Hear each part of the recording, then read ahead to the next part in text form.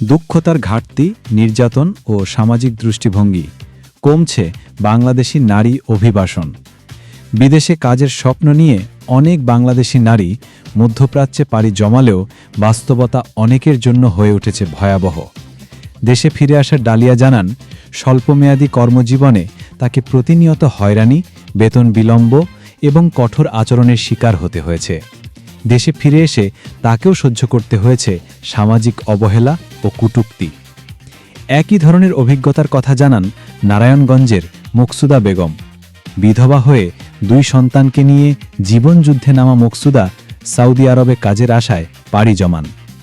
দালালের দেওয়া আশ্বাস ছিল মাসে অন্তত 22,000 টাকা বেতন, কিন্তু সৌদি আরবে গিয়ে তিনি গৃহকর্মীর কঠিন কাজের মুখোমুখি হন, যেখানে বিশ্রাম ছিল বিলাসিতা। ভোর 4টা থেকে গভীর রাত পর্যন্ত একটানা কাজ করলেও তিনি প্রতিশ্রুত বেতন পাননি। 6 মাসে মাত্র 20,000 টাকা হাতে পান, যা 1 মাসের বেতনেরও কম।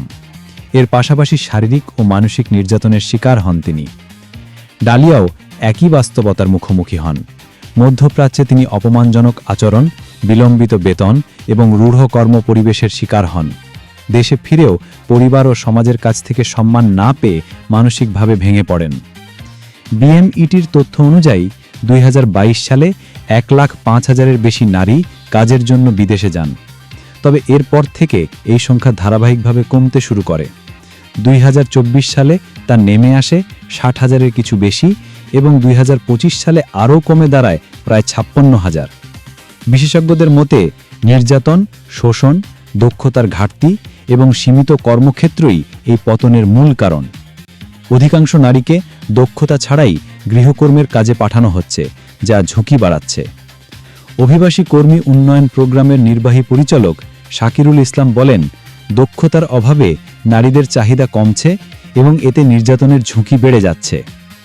একই সঙ্গে নেতিবাচক সংবাদ প্রচারের ফলে সৌদি আরব সহ কিছু দেশ বাংলাদেশি নারী শ্রমিক নেওয়ার ক্ষেত্রে সতর্ক হয়ে উঠেছে। তবে সবার অভিজ্ঞতা একরকম নয়। মুন্সিগঞ্জের লুমা বেগম সৌদি আরবে ভালো অভিজ্ঞতার কথা জানান। নিরাপদ পরিবেশে কাজ করে তিনি দেশে ফিরে স্বাবলম্বী হয়েছেন।